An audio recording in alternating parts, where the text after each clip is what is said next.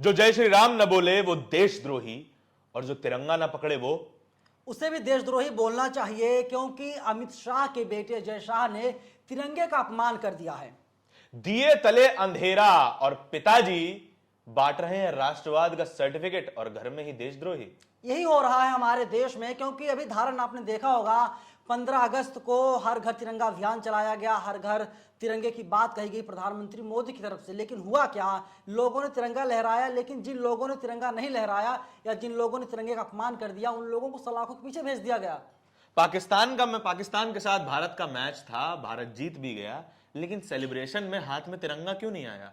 इसीलिए नहीं आया क्योंकि उन्हें पता था कि उन्हीं की सरकार है और उनके जो पिता हैं अमित शाह, वो देश के गृह मंत्री हैं, कोई भी कार्रवाई नहीं होगी। और जिस तरीके से तिरंगे का अपमान किया है, भारतीय संविधान यही कहता है इन लोगों को सजा होनी चाहिए और इन लोगों पर कार्रवाई होने के बाद कम से कम 3 साल तक के इन लोगों को जेल के अंदर डाल देना चाहिए। जब पिता भय कोतवाल तो डर काहेगा, पिताजी होम मिनिस्टर हो तो लगता है पुलिस कार्रवाई करेगी? बिल्कुल नहीं करेगी। आपने देखा था अभी नुपुर शर्मा ने जिस तरीके से बयान दिया था, नुपुर शर्मा तो बीजेपी की प्रवक्ता थी और ये तो देश के गृह मंत्री अमित शाह के बेटे हैं, इन पर कौन कार्रवाई करेगा? सबसे बड़ा सवाल हमारे देश में यही है और हर कोई पूछता है, लेकिन सरकार है जवाब नहीं देती। बीसीसीआई के सेक्रेटरी तो बन गए, गेंद का रंग पता होगा जय शाह को? बिल्कुल नहीं पता होगा। तमाम वीडियोस सामने आते हैं, उसमें ये पता चलता है कि जय शाह तो आ गए, लेकिन जय शाह को ये नहीं पता होगा कि एक टीम में कितने प्लेयर होते हैं। बीसीसीआई का सेक्रेटरी बनने की जो है एलिजिबिलिटी क्या है कि होम मिनिस्टर घर में पैदा होना पड़ेगा या पढ़ाई करनी पड़ेगी? बिल्कुल ऐसा ही लग रहा है। आजादी के 75 साल हो गए, हमारा देश आजाद कहने के लिए तो हो गया है, लेकिन जिसका बाप गृह मंत्री हो, जिसका बाप प्रधानमंत्री हो या किसी बड़े पदों बैठा हो, वो बड़ी ही आसानी के साथ ऐसे पदों पर आ जाता है। आपको उदाहरण पता होगा कि भारत की यही विडंबना है, भारत में ही विडंबना है कि योग्यता की यहाँ पर बात ही नहीं होती। ओएनजीसी का चेयरमैन कौन बना बैठा हुआ है, डायरेक्टर कौन है? बीजेपी का राष्ट्रीय प्रवक्ता संबित पात्रा है। हाँ, राष्ट्रवाद और परिवारवाद की बात बड़ी होती है कि राहुल गांधी जो हैं वो अपनी आजीवन पूरी जिंदगी में कांग्रेस के राष्ट्रपति ना बन पाते अगर राजीव गांधी के बेटे ना होते। इसीलिए बीजेपी कहती है कि राहुल गांधी जो है पप्पू हैं, और राहुल गांधी की बॉडी लैंग्वेज है, राहुल गांधी सही से बयानबाजी भी नहीं कर पाते, सही से बयान भी नहीं दे पाते। ऐसा लगता है प्रधानमंत्री मोदी का ऑप्शन राहुल गांधी तो नहीं बन सकते, और इसी के लिए एक तारीख मुकर्रर की गई है। 19 अक्टूबर को अध्यक्ष पद का चुनाव होगा कांग्रेस में। कांग्रेस का अगला प्रेसिडेंट कौन होने जा रहा है? अगर राहुल गांधी पप्पू हैं तो जय शाह कौन हुए? क्योंकि बेटे तो वही मंत्री हैं। लेकिन मैंने कहा ना, विडंबना यही हमारे देश में, यहाँ पर योग्यता नहीं देखी जाती। यहाँ पर देखा जाता है कि आपका बाप क्या है, आपका पिता क्या है, और उसी के आधार पर बेटे को पोजीशन दी जाती है। लेकिन धारण दूसरी सबसे बड़ी बात यह है कि आप बाप की वजह से आप पोस्ट पा गए, लेकिन आप उस काम को बखूबी नहीं निभा पा रहे हैं। अगर यही जय शाह मेहनत करके इस पद को हासिल किए होते तो जय शाह को पता होती तिरंगे की कीमत क्या होती, तिरंगे की अहमियत क्या होती है, और हमारे कितने ऐसे जवानों ने अपनी शहादत दी है देश के लिए, देश को आजाद करवाने के लिए। हाँ, न सिर्फ जवान, हमने कुछ दिनों पहले ही 15 अगस्त को ही एक स्टोरी की थी, जो लोग सड़क किनारे बैठकर तिरंगा बेच रहे हैं और अपनी आजीविका कमा रहे हैं, क्योंकि देश के प्रधानमंत्री, स्वनामधन्य प्रधानमंत्री, वो कहते हैं कि घर घर तिरंगा होना चाहिए। और असल में उस तिरंगे की अहमियत उस लड़के से पूछनी चाहिए जो तिरंगा बेच रहा है और तिरंगे को सम्मान करता है। और इंटरव्यू के एंड में उस लड़के ने मुझसे कहा कि मैंने अपने घर पे सबसे बड़ा तिरंगा लगाया, जो कि मैंने दुकान पे भी नहीं लगाया।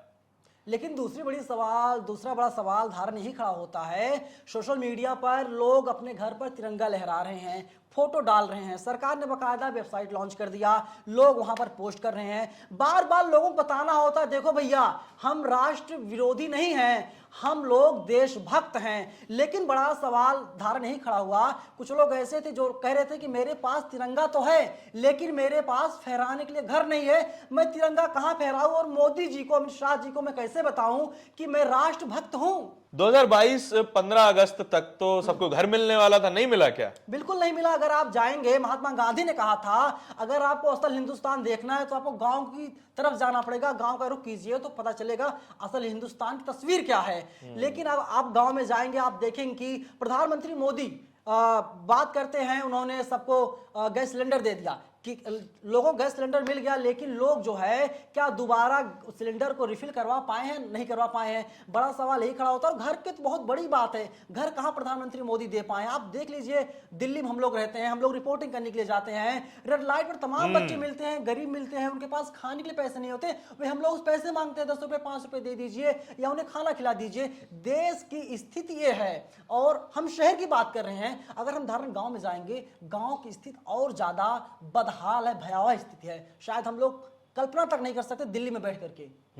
असल में ये जितने भी लोगों की जिक्र इस वक्त नवीन कर रहे हैं, वो पलायन करके अपने गांवों से शहर की तरफ आए हैं आजीविका के लिए।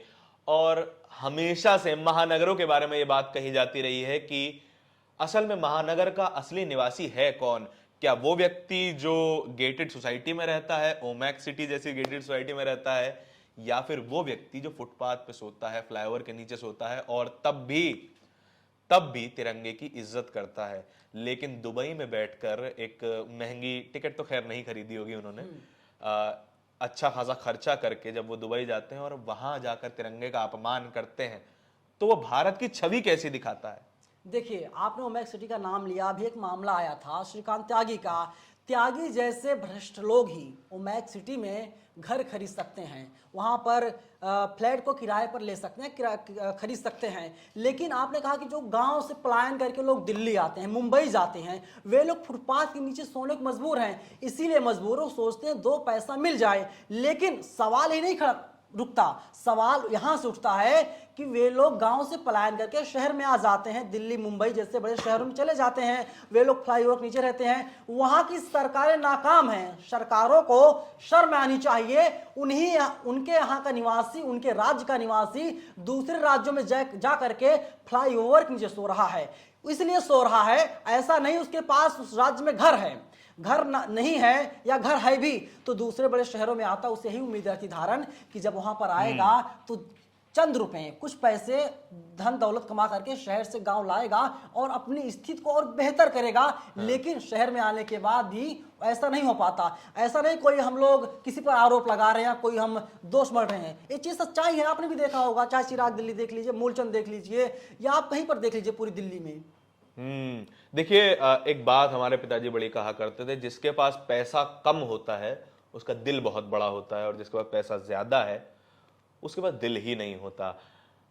अब जब आप देश के गृह मंत्री के बेटे हैं, किस्मत से आप देश के गृह मंत्री के घर में पैदा हो गए हैं, तो पैदा हो गए थे, बाय डिफॉल्ट पैदा हो गए थे। एप्लीकेशन फॉर्म नहीं फिल किया होगा उसके लिए, तो आपको असल में उन भावनाओं की कदर नहीं रहती जिसके बारे में देश जो है बड़ी ही संजीदगी से सोचता है।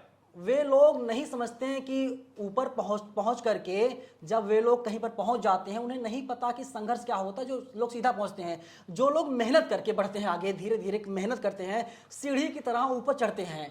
तो वे लोग जानते हैं इस पोस्ट पर हम लोग पहुंचे हैं, उसकी अहमियत क्या है। वे लोग उस चीज की इज्जत करते हैं। अमित शाह के बेटे जय शाह को नहीं पता है इस पोस्ट पर पहुंचने के लिए कितनी मेहनत करनी पड़ती है, क्योंकि देश के गृह मंत्री के बेटे हैं तो सीधा सीधा वहां पहुंच गए। अगर कोई गरीब का बेटा पहुंचता, उसे पता होती कि एक तिरंगे की अहमियत क्या होती है। क्योंकि भगत सिंह जैसे लोग, तमाम ऐसे लोग हैं जिन लोगों ने अपनी जान को न्यौछावर कर दिया। हंसते हंसते वे लोग फांसी की फंदों पर झूल गए।